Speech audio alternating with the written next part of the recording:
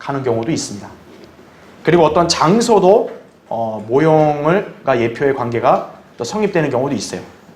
그 사실은요, 오늘 이제 이 오전 시간에 우리가 모형과 원형을 공부하지만 사실 이 모형과 원형의 주제만 해도요, 보통 이제 신학교나 이제 다른 어떤 그 교육기관에서도 진짜 몇 줄을 강의해도 모자랄 정도로 모형과 이 원형에 대한 주제는 상당히 심오합니다. 그래서 이제 우리는 또 시간이 한정되어 있기 때문에 주로 저는 이제 예수 그리스도, 성경에서 가장 핵심적인 분이시죠. 바로 예수 그리스도를 나타내는 그런 모형, 그 부분을 좀 더 중점적으로 이렇게 살펴보려고 하는 것입니다. 그래서 아마 사건이나 장소까지 하기에는 시간이 좀 안 될 것 같고, 주로 이제 인물들에 대해서만 살펴볼 텐데요. 자, 우리가 지난 시간에 아브라함, 이삭, 그 다음에 엘리에셀, 리브카, 이 관계가 각각 아버지 하나님, 아들 하나님, 성령 하나님, 또 교회를 예표한다 제가 공부했죠. 자, 계속 이어서 이번 시간에는 예수 그리스도를 예표하는 중요한 인물들을 한번 보겠습니다. 자, 먼저 요셉입니다. 요셉은 이제 야곱의 11번, 어떻게 보면 이제 11번째 거의 아들이라 봐야겠죠. 이제 요셉은 성경에서 예수 그리스도를 예표하는 게 가장 많은 인물입니다. 그래서 이제 실제로 보면 어떤 이제 신실한 하나님의 종들은 이 예표를 아주 깊이 있게 연구해가지고 요셉이 예수님을 예표하는 것이 무려 150가지가 된다고도 밝힌 경우도 있어요. 그만큼 이 요셉의 생애를 보면 정말 예수 그리스도의 그런 어떤 생애와 또 행적과 굉장히 유사하다고요. 그래서 우리는 그걸 통해 뭘 알 수 있냐면, 성경을 분명히 창세기는 모세가 기록했잖아요. 사복음서는 그 한참 이후에 사도들이 기록했잖아요. 근데 어떻게 그 사람들은 당대에 만날 수도 없는 사람들 아니에요, 그렇죠? 기간이 엄청나게 세대가 다른 사람이니까.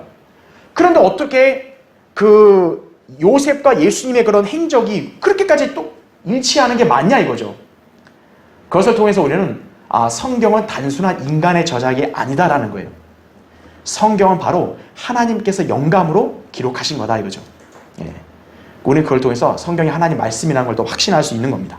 자, 요셉에 대한 그런 또 구체적이고 자세한 많은 모형 예표들을 우리가 지금 공부할 수 있는 시간이 안 되기 때문에 간단하게만 요셉이 어떤 부분에서 예수님과 일치돼서 그가 예수님의 예표가 되는지를 살펴보겠습니다.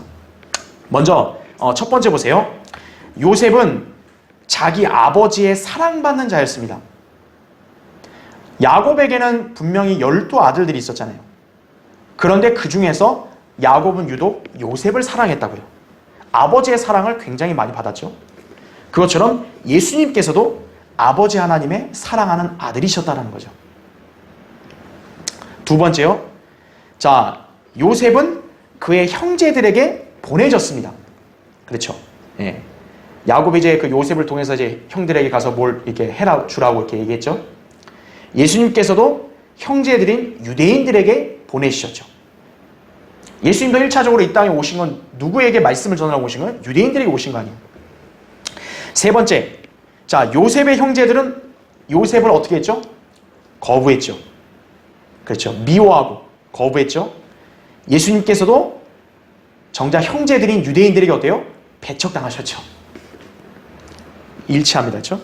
네 번째요. 요셉이 형제들에 의해서 어떻게 해요? 팔렸습니다. 이집트에. 미디안에, 그렇죠?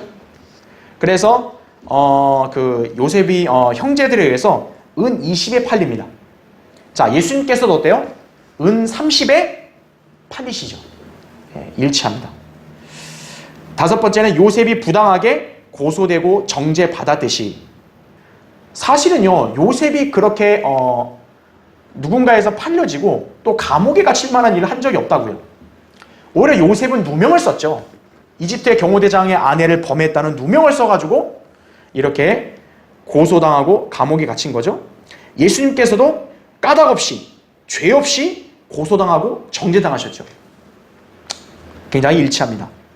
그리고 여섯 번째는 요셉이 감옥에 아까 갇혔다고 제가 말씀드렸죠. 예수님께서도 아리마다의 부자 요셉의 무덤에 역시 묻히셨습니다. 그리고 일곱 번째, 요셉이 감옥에 계속 갇혀있기만 한 게 아니죠. 풀려서 나왔죠. 파라오의 그리고 오른편에 앉았죠. 자, 예수님께서도 무덤에 그냥 장사되신 게 아니라 부활하셨죠. 무덤에서 나오셨고 승천하셔서 하나님 아버지의 보좌 오른편에 앉으셨죠. 예. 여덟 번째요. 보좌에 앉은 요셉이 굶주리는 사람들에게 빵을 나누어 주는 자가 되었죠. 이제 요셉이 이집트의 흉년을 대비할 수 있는 그런 묘안을 파라오에게 알려줌으로 해서 요셉은 총리가 되고, 그래서 그 이집트의 모든 경제를 다 좌우하게 됐죠. 그래서 이제 가난한 사람들에게 빵을 나눠주고 먹을 걸 다 나눠줬죠. 자, 예수님께서도 멸망해가는 세상을 위한 생명의 빵이 되셨죠. 예. 굉장히 흡사합니다. 자, 아홉 번째, 요셉이 보좌에 앉은 후에, 자, 이게 굉장히 핵심 포인트입니다. 이방 여인을 신부로 맞이합니다. 참 희한하죠? 근데 이것은 뭐냐면 예수님께서도 이방인 신부인 교회를 아내로 취하실 것에 대한 예표가 되는 거예요. 네. 열 번째요.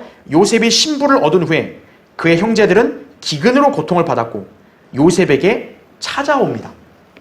자, 이것은 마치 뭐한 거냐면 예수님께서도 신부인 교회를 이제 아내로서 맞이하려고 데려가신 후에 이제 이 땅에는 뭐가 펼쳐집니까? 교회가 휴거되고 나면 대환란이 시작이 되겠죠. 극심한 고통이 시작될 것입니다. 그 대환란을 통과하는 예수님의 형제들, 곧 유대인들은 이제 대환란의 끝 무렵에 예수님께 나올 것이다 이거죠. 그리고 그들은 구원받을 것이다 이거죠. 그러니까 세대적인 경륜까지도 얼마나 이게 참 일치하냐 이거죠. 그죠? 또 11번째 보세요. 요셉은 처음에 자기 형제들을 알았으나 그들은 요셉을 알아보지 못했다 이거죠. 이처럼 예수님께서도 첫 번째 오셨을 때 그의 형제들을 알아보셨으나 그들은 그분을 알지 못하였다라는 거죠. 예. 못 알아본 거예요. 형제들이 정작. 유대인도 자기들이 그렇게 고대했던 메시아가 오셨는데 초림 때 그분을 알지 못한 거죠. 그래서 거부한 거죠.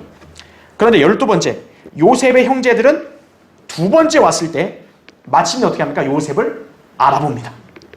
예수님이 재림하시면 유대인들은 이제 그때 주님을 알아보는 거예요. 메시아다라는 걸 알아보는 거죠. 자, 13번째, 요셉이 자신을 형제들에게 알리자 그들이 밖으로 나가서 그가 살아있다는 사실을 알렸습니다. 이처럼 예수님께서도 유대인들에게 자신을 나타내시면 이제 유대인들은 세상을 향해서 그분이 살아계시다는 것, 또 인류의 구주가 되신다는 사실을 이제 외칠 것이다 이거죠. 네. 너무나도 일치하죠. 네. 14번째요. 요셉은 형제들과 가족들을 고센 땅에 살게 해줬죠. 그렇죠? 예수님께서도 유대인들을 다시 팔레스타인 땅에 살도록 해주실 것이다 이거죠. 그들이 이렇게 적그리스도의 박해를 피해서 광야로 도망가고 이렇게 또 이렇게 늘 그 위협으로부터 자꾸 이렇게 도망 다녔지만 다시 이제 그들은 이제 회복되면 그 땅으로 돌아오는 거죠. 주님이 그들을 데려오신다라는 거죠. 자, 이처럼 요셉은 예수 그리스도를 예표하는 그런 많은 내용들이 있다라는 거죠. 예. 그러니까 이거를 보면 자, 모세가 어떻게 거의 뭐 이렇게 창세에 기록한 시점을 대략 이렇게 얼추 계산해도 한 예수님이 이 땅에 태어나신 한 1500년 가까이 전인데 어떻게 그 예수님이 앞으로 그 행적을 하실 거를 그렇게 일치하게 기록할 수 있겠냐 이거죠. 성령님께서 바로 그 성경 기록자들 안에 영감을 부어넣으셔서 기록하게 하신 거예요. 그러니까 성경은 단순한 책이 아니라는 거예요. 하나님이 기록하신 살아있는 말씀이라는 걸 여러분이 아셔야 합니다. 네. 그래서 우리는 이 모형과 원형을 공부할 때 이거는 모세랑 그 다음에 그 사도들이 서로 의논해가지고 기록할 수 있는 상황이 아니었잖아요. 둘이 세대가 다른데. 그렇죠? 바로 그들 안에 역사하여 기록하게 하신 분이 동일한 한 분이라는 거죠. 그렇죠? 자, 이제 요셉에 대한 모형과 원형의 관계를 봤고요. 이번에는 모세를 보겠습니다. 요셉을 봤고 모세. 자, 먼저 그 첫 번째 보세요. 모세는 이스라엘 백성 가운데서 나온 선지자로서 모든 백성들이 그의 말을 들어야 했다 이거죠. 예. 그처럼 예수님께서도 그와 같은 한 선지자로 오셨다라는 겁니다. 자, 이것을 한번 우리가 성경을 찾아볼게요. 신명기 거기 18장 한번 보겠습니다.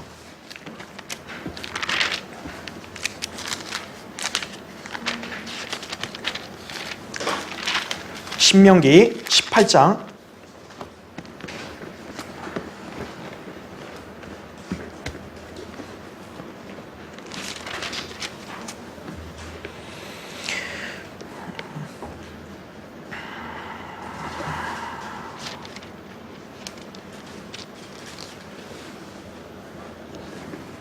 신명기 18장 거기 15절 보겠습니다.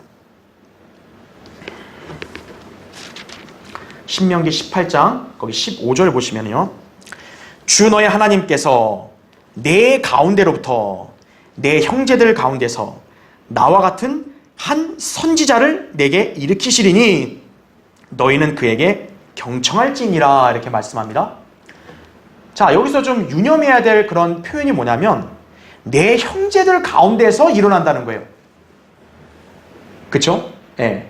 그러니까 이것은 지금 모세 당대를 말하는 게 아니죠. 이제 모세가 앞으로 이제 내 형제들은 누구예요? 유대인들이겠죠. 유대인들 가운데서 한 선지자가 나온다 이거죠. 모세와 같은 한 선지자가 나온다라는 거죠. 그렇기 때문에 여기 나오는 선지자는 보통 우리가 알고 있는 일반 선지자들과는 달라요. 차원이 다르다고요. 여기에 이 선지자에게는 특징이 뭐냐면 백성들 전체가 그에게 경청해야 된다 이거죠. 그리고 18절 보세요. 내가 그들의 형제들 가운데서 너와 같은 한 선지자를 그들에게 일으켜서 내 말들을 그의 입에 두리라. 그리하면 그는 내가 그에게 명령할 모든 것을 그들에게 말하리라 했다죠. 하나님의 말씀들을 그 선지자에게 둔다는 거죠. 그 선지자가 말씀을 전하면 백성들이 그걸 따라야 된다 이거죠. 자, 모세는 어떤 인물이에요? 하나님께서 이스라엘 백성을 인도할 지도자를 세웠다고요. 그렇죠? 이스라엘 백성을 이끄는 거예요. 그 지도자라 이거죠. 그와 같은 선지자를 주님이 일으키신다는 거죠. 그럼 여기에 그 선지자는 바로 누구를 말하겠습니까? 예수 그리스도를 말하는 거죠. 바로 메시아다. 유대인들에게 약속된 그 메시아가 바로 여기에 해당되는 거예요. 그래서 우리 킹제임스 성경에는 여기에 있는 선지자를 고딕 표시를 했다고. 고딕체로. 신성을 표시한 거죠. 이건 단순한 인간이 아니라 바로 하나님의 아들을 말씀하는 거다 이거죠. 자, 그러면 모세는 선지자로서의 예수님의 예표인 거 아니에요. 그렇죠? 자, 왜 그런가 보세요. 그 밑에 1번.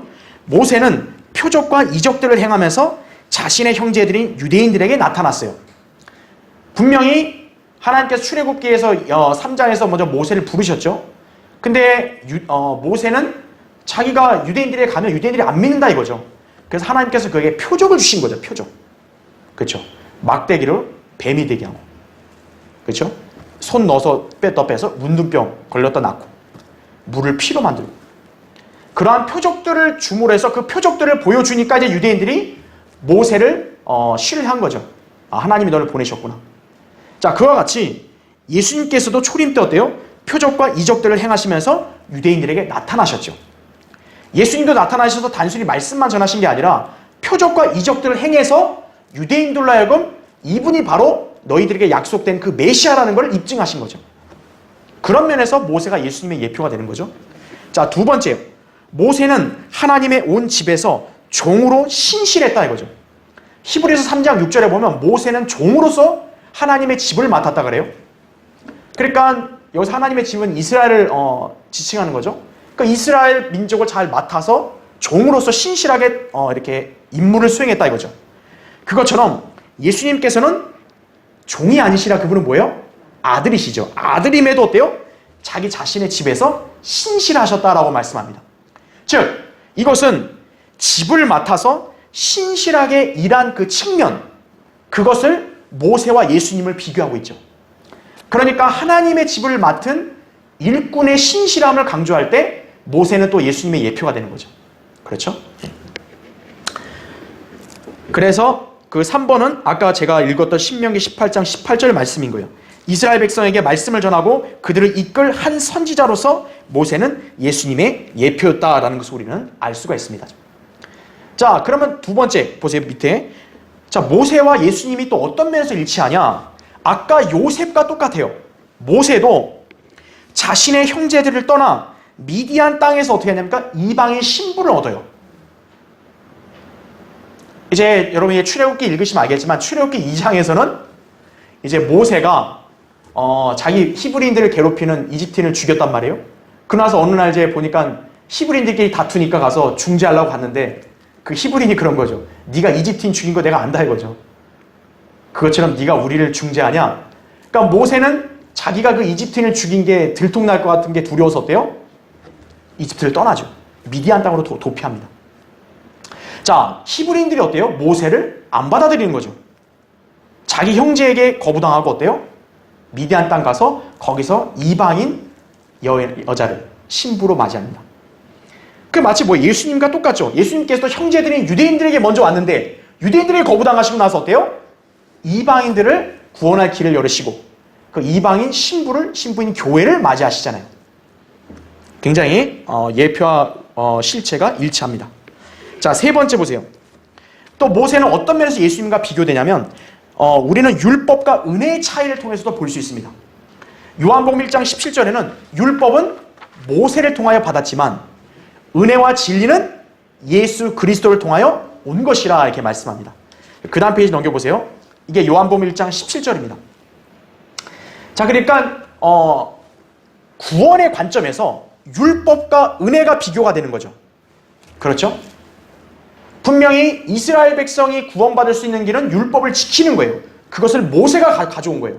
하지만 지금 신약시대는 예수 그리스도를 믿음으로 구원받는 거죠. 하나님의 은혜죠. 그 은혜는 예수 그리스도를 통해서 온 것이다 이거예요. 그러니까 사람들에게 구원을 미치게 하는 그 부분에 있어서 패턴이 똑같은 거죠. 다만 내용이 똑같진 않아요. 왜냐하면 율법과 은혜는 엄연히 다르잖아요. 우리는 그걸 어떻게 볼 수 있냐면 모세는 약속의 땅인 카나안에 자신의 백성들을 이끌고 들어가지 못했죠. 분명히 하나님은 모세를 그 이스라엘 백성을 이끌 지도자를 세우셨어요. 모세는 그 백성들을 이집트에서 데리고 나와서 하나님이 약속하신 땅으로 그들을 데리고 가야 돼요. 그런데 중요한 게 뭡니까? 정작 모세 자신은 그 약속의 땅을 못 들어가죠. 율법을 상징하는 모세는 그 땅을 못 들어가죠. 참된 안식을 못 준 거죠. 하지만 예수님은 그들을 약속의 땅으로 이끄시어 안식을 주신다는 거죠. 네. 그러니까 그 부분에서 그런 내용적인 면은 확실히 그래서 차이가 엄연히 나죠. 예, 율법과 은혜가 차이 나고 모세와 예수님이 차이가 나지만 어쨌든 그 구원에 미치는 그런 거에 있어서는 이제 패턴이 비슷했다라는 것을 우리는 볼 수 있습니다. 그래서 모세는 백성들을 이끌고 들어가지 못해요.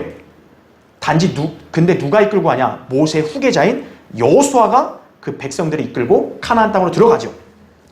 왜냐하면 모세는 여호수아는 군대 대장이신 예수님을 예표하기 때문에 그래요.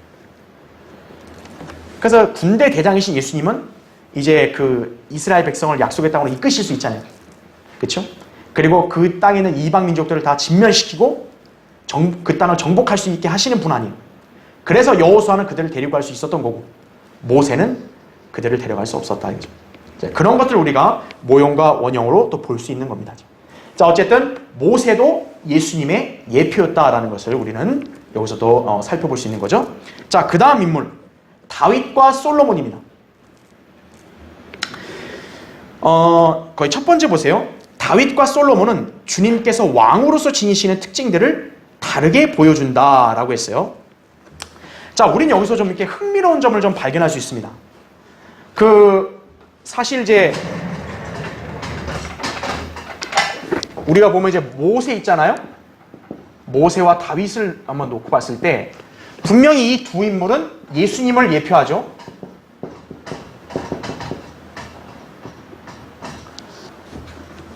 어떤 부분에서 참 강력한 예표가 되냐면 모세와 다윗, 예수님 세 분 다 직분을 똑같이 세 개의 직분을 가진 거예요.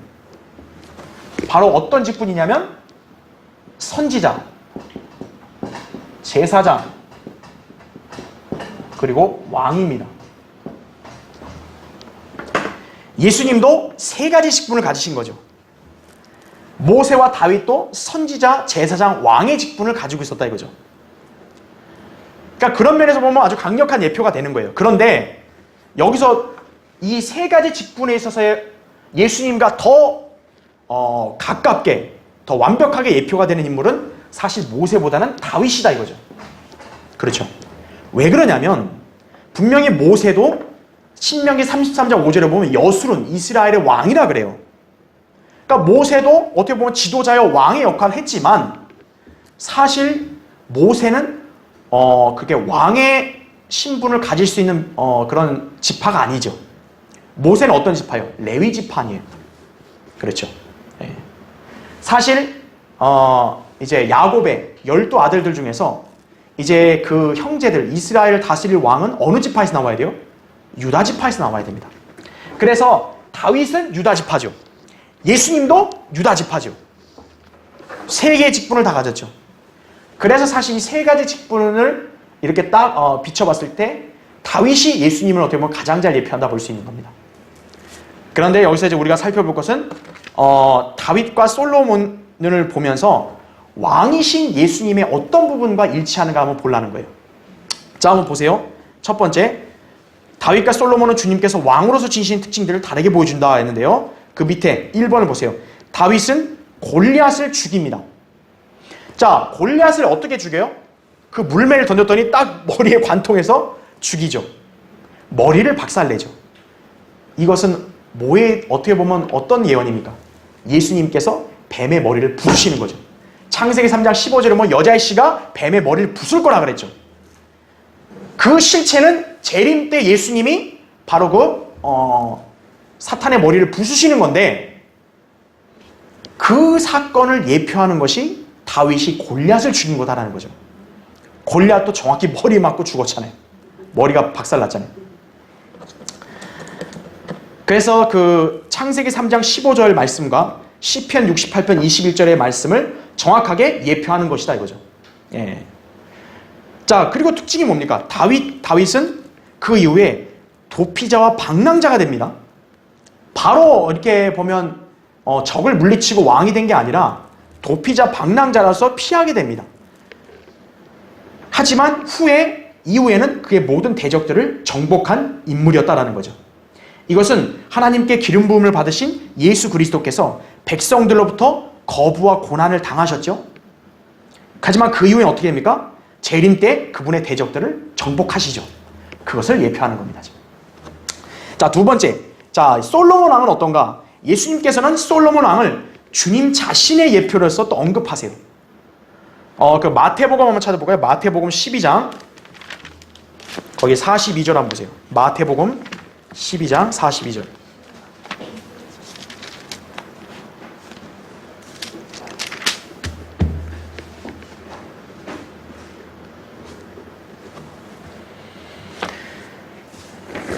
자, 마태복음 12장 제가 거기 먼저 41절부터 먼저 읽을게요. 자, 이것은 이제 왜 그러냐면 이제 다음에 우리가 언급할 인물과 연관됐기 때문에요. 41절. 심판 때 니느웨 사람들이 이 세대와 함께 일어나서 이 세대를 정죄하리니 이는 그들이 요나의 전파로 회개하였기 때문이라. 그러나 보라, 요나보다 더 위대한 이가 여기 있느니라 이거죠. 지금 문맥이 뭐예요? 이 악한 자들이 예수님께 와가지고 좀 표적 좀 달라고, 예수님을 좀 믿을 표적을 달라고. 예수님이 그동안 표적을 얼마나 많이 보여줬어요. 근데 더 표적 달라고. 애당초 믿을 의지가 없는 자들이죠. 그러니까 예수님이 그들을 악하다고 규정하면서 이제 니들에게 보여줄 표적은 선지자 요나의 표적밖에 없다 그럽니다. 그래서 요나와 예수님을 비교해요. 그래서 여기서 지금 예수님의 예표로서 요나가 나오죠. 그런데 지금 그 문맥에서 또 누가 나오냐면 42절 보세요. 거기 42절에 심판 때 남방의 여왕이 이 세대와 함께 일어나서 이 세대를 정죄하리니 이는 그 여인이 솔로몬의 지혜를 들으려고 땅의 맨 끝에서 왔음이라. 그러나 보라, 솔로몬보다 더 위대한 이가 여기 있느니라 이렇게 말씀하죠. 자, 앞구절에서는 요나보다 더 위대하다 그러죠. 그렇죠. 당연히 예수님이 훨씬 위대한데 근데 요나가 예수님을 예표했잖아요. 그것처럼 지금 솔로몬보다 더 위대하다. 더 위대하시죠? 그런데 솔로몬이 또 예수님의 예표가 된다는 걸 여기서 볼 수 있겠죠. 그래서 예수님께서는 솔로몬 왕을 주님 자신의 예표로서 언급하세요. 어떤 부분의 예표냐? 솔로몬이 누린 영광과 지혜, 그의 부, 화평의 통치, 주님의 천년왕국 통치를 예표한다라고 볼 수 있는 겁니다. 그러니까 솔로몬이 얼마나 당대에 진짜 유명하면요, 소위 이방에 있는 저 여왕들이 어때요? 여왕이 솔로몬에게 와서, 그쵸? 그의 지혜를 들으려고 왔겠어요. 그가 얼마나 똑똑하다는 게 이렇게 소문이 났으면, 그쵸? 그의 명성이 어떻게 보면 거의 모든 땅에 퍼진 거죠. 마치 재림하시고 예수님이 천년왕 통치하시면 이제 그분의 명성이 전 세계에 다 퍼진다고. 그럼 이제 이방인들은 어때야 돼요? 그분을 만나뵈러 와야 된다 이거. 그 부분을 예표하는 거죠. 그리고 솔로몬이 통치할 때는요, 실제로 솔로몬이 변질되기 전까지는 그 땅에 전쟁이 없었다고요. 왜냐하면 다윗이 전쟁으로 이미 주변을 다 정복해 놨기 때문에 솔로몬은 그 광활하고 부강한 상태에서 그냥 화평의 통치만 했다 이거죠. 예수님의 재림 때 주변 이방 민족들을 싹 정복하시면 어때요? 천년왕국 세우시면 화평의 통치가 온전하게 이루어지겠죠. 그 화평의 통치를 이루시는 금연이 솔로몬의 그것이 예표한다라는 거죠. 자, 그래서 3번 보세요. 솔로몬은 그가 등극했을 때 아도니아와 요압과 시므이를 그의 왕국에서 제거했습니다. 그러니까 어떻게 보면 왕국에 불필요하고 위협이 된 자들을 솔로몬은 미리 다 제거를 했죠. 또 다윗이 시킨 것도 있고요. 그래서 솔로몬보다 더 위대하신 화평의 통치자 예수님은 어때요? 그분의 영광으로 오시는 재림 때 천사들을 시키시어 실족해 하는 모든 것들과 불법을 행하는 자들을 그의 왕국에서 가려내어 모실 것이다 이거죠. 그러니까 주님과 재림하신 뭐예요? 불필요하고 대적하는 자들을 다 쓸어버리신다는 거죠, 미리. 그래야 화평을 흔드는 자가 없는 거죠. 그러니까 예수님이 앞으로 행하실 모든 일들에 대해서 재림하시고 천년왕국 세우시고 통치하시는 그 모든 일들이 다윗과 솔로몬 두 인물이 다 예수님의 그 행적을 예표하는 것이죠. 왕으로서의 예표다, 그죠? 자, 그래서 우리가 딱 이게 구분해야 될 게 뭐냐면, 자, 다윗과 솔로몬. 다윗은 어때요? 정복 전쟁을 했죠. 그래서 적들을 섬멸합니다. 그래서 솔로몬은 어떻게 하죠? 그 이후에 화평의 통치를 하죠. 그러니까 다윗과 솔로몬을 우리가 딱 잘라서 구분해버리면 예수님의 그 예표를 정확하게 연결짓기가 어려워요. 그래서 제가 여기서 묶은 거예요. 다윗과 솔로몬은. 정복 전쟁을 통해서 적들을 다 섬멸시키고, 그렇죠? 국가를 안정시키면 화평의 통치를 하는 거죠. 예수님이 이걸 다 하신다 이거예요. 그래서 예수님께서 이렇게 하실 때 이 부분은 다윗을 예표하고, 예수님이 화평의 통치를 이루시고 그 이스라엘 나라를 전 세계에서 최강국으로 만들어 주시는 그것은 솔로몬의 통치에 예표된다는 거죠. 그러니까 그렇게 구분해서 볼 수 있는 거예요. 두 번째, 또 어떤 걸 구분해서 볼 수 있냐? 다윗과 솔로몬은 성전과 관련하여 이중 예표를 보여준다 그럽니다. 자, 여러분, 성전은 누가 졌어요? 솔로몬이 졌죠. 근데 성전을 짓는데 모든 준비해야 될 사항들은 누가 다 해준 거예요? 다윗이 해줍니다. 그 밑에 보시면 1번, 다윗은 성전 건축을 위한 준비를 했다 이거죠. 자신이 하고 싶었는데 주님이 막으셨어요. 너는 전쟁에서 피를 많이 흘렸기 때문에 안 된다. 그래서 아들에게 하겠다고 해서 다윗은 성전 건축과 부지를 다 준비를 합니다. 지금. 그리고 2번, 이제 그 일을 누가 완료합니까? 솔로몬이 완료하는 거죠. 그래서 3번을 보시면 이 두 인물을 연결하면 모두 예수 그리스도의 예표가 되는 거예요. 예수님도 재림하신 뭐예요? 이제 천년왕국 성전을 세우신다라는 거죠. 예. 그 무너지고 황폐화된 성전, 그걸 허물고 새롭게 천년왕국 성전을 세우시는 거예요. 자, 그 예언의 말씀이 어떻게 되냐면 거기 3번 계속 보세요. 예수님께서 재림하시면 무엇을 다시 일으키신다고 예언해요? 쓰러진 다윗의 장막이라고 얘기합니다. 성전은 솔로몬이 지었는데요? 하지만 다윗이 준비했죠. 그리고 하나님께서는 다윗의 아들로 오셔서 이제 다윗의 보좌에 앉아 통치하시기 때문에 이것도 역시 다윗의 장막이라고 말한다 이거죠. 네. 그러니까 이 성전에 관련돼서는 솔로몬과 다윗을 무조건 딱 잘라 구분하기 어렵다는 거예요. 바로 솔로몬 때 그 완성된 그 성전, 어떻게 보면 천년왕국 성전을 예표하지만 그것을 지칭할 때는 다윗의 장막이란 말을 또 썼다 이거죠. 그래서 보시면 다윗의 장막을 다시 일으킬 것이라고 아모스 9장 11절과 사도행전 15장 16절에 그렇게 말씀하죠. 구약과 신약은 모두 솔로몬의 물리적이고 가시적인 문자 그대로의 성전이 예루살렘에 다시 세워질 것을 증거하고 있어요. 실제로 그렇잖아요. 천년왕국의 성전이 다시 세워진다 그랬죠. 근데 그 성전을 원론적으로는 다윗의 장막이라고 말한다 그죠. 솔로몬의 장막이란 말은 안 써요. 다윗의 장막이란 말을 쓴다는 거죠. 그러니까 다윗과 솔로몬을 같이 연결시켜놔서 예수님, 한 인물이신 예수님을 예표하는 게 어떤 부분도 예표하냐면 성전 재건도 예표한다는 거예요. 예. 자, 4번 보세요. 주님의 영광의 보좌라 일컬어지는 다윗의 보좌는 장차 예루살렘에 세워질 가시적이고 물리적이고 지상에 세워지는 문자 그대로의 보좌를 말한다 이거죠. 그러니까 여러분 여기 제가 이 교환에다 제시한 성경 구절을 찾아보시면 예루살렘의 보좌를 얘기할 때 주의 보좌라고 말을 해요. 주님의 영광스러운 보좌, 주의 보좌 이렇게 말합니다. 그냥 단순하게 다윗과 솔로몬의 보좌라고 말하지 않고 주의 보좌라고 말해요. 왜냐하면 그 보좌에 실제로 주님이 앉으시기 때문에 그런 거예요. 그러니까 다윗과 솔로몬이 그거 앉아서 통치한 것은 그분을 예표한 거죠. 그래서 거기 3번, 이 3번은 제가 설명한 겁니다. 다윗은 3가지 직분을 다 가졌죠. 예수님도 마찬가지시다 이거죠. 4번, 솔로몬은 천년왕국 때 왕으로서 치리하시는 예수 그리스도의 모형이다 이거죠.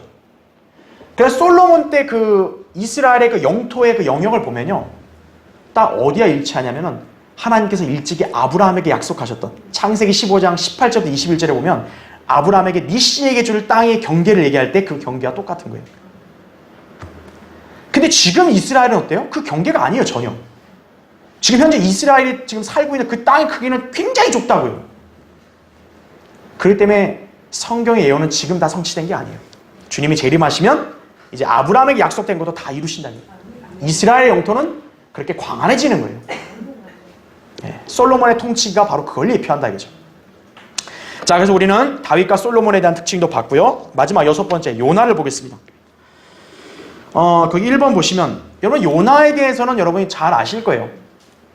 아까 우리가 읽었던 마태복음 12장 그 41절 위에 보면 요나가 사흘낮과 사흘밤을 뭐예요?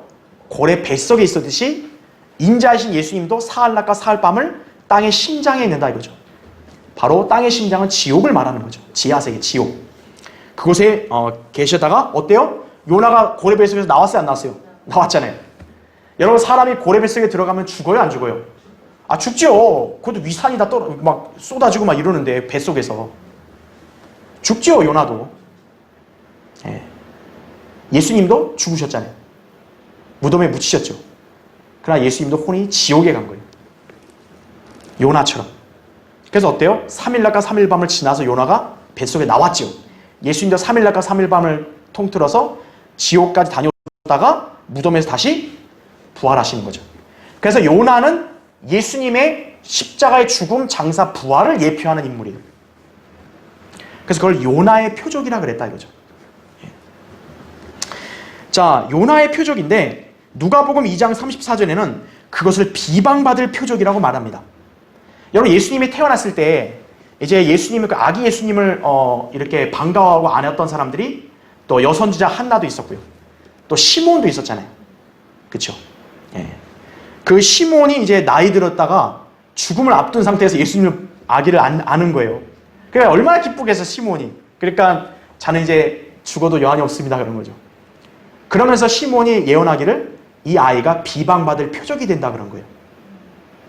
그 표적이 바로 뭐냐면 요나의 표적을 말하는 거예요. 왜냐하면 요나의 표적은 지금도 비방받잖아요. 세상에서 그거를 안 믿잖아요. 아니 어떻게 고래의 뱃속에 들어갔다가 그냥 나오냐 이거예요. 과학적으로 그게 설명이 되냐 이거죠. 예수님의 십자가 죽으심 장사 부활도 성경대로 정확하게 이루어졌는데 그걸 믿지 않는다 이거죠. 비방받을 표적이라고 예언한 게 그대로 이루어진 거죠. 자, 요나는 그런 면에서 예수님의 예표였다. 두 번째, 또한 요나는 이스라엘의 모형도 될 수 있다는 거예요. 그러니까 우리가 알아야 될 게 한 인물이 어떤 한 인물만을 예표하는 게 아니라는 걸 아셔야 돼요. 한 인물이 여러 인물들을 예표할 수도 있어요. 자, 요나가 그런 경우예요. 한번 보세요. 1번. 왜 요나가 이스라엘 모형이 되냐면 요나는 이방 성읍에 전파하기 위해서 부르심을 받고 보내졌다라는 거죠. 실제로 유대인도 어떻습니까? 대환란 때 유대인들도 왕국 복음을 이방인들에도 역시 전합니다. 그렇죠? 모든 민족들에게 증거가 되죠. 그렇죠? 두 번째, 요나는 불순종하고 타시스로 도망갔다 이거죠. 세 번째, 요나는 불순종함으로 바다에 던져졌다. 요나는 고레벨 숲에 다시 살아났다. 요나는 육지로 나오게 됐다. 요나는 두 번째 부르심을 받고는 순종했다라는 것이죠. 예. 그러니까 어쨌든 우리가 여러 가지 이런 면을 볼 때 요나는 예수님의 모형되고 또 한편으로 뭐냐면 대환란 때 이방인들에게 보내지는 유대인 환란 성도의 예표도 된다라고 여러분들이 그렇게 기억을 하시면 되겠습니다. 자, 다음 시간에 또 다른 인물에 대해서 계속 공부하도록 하겠습니다.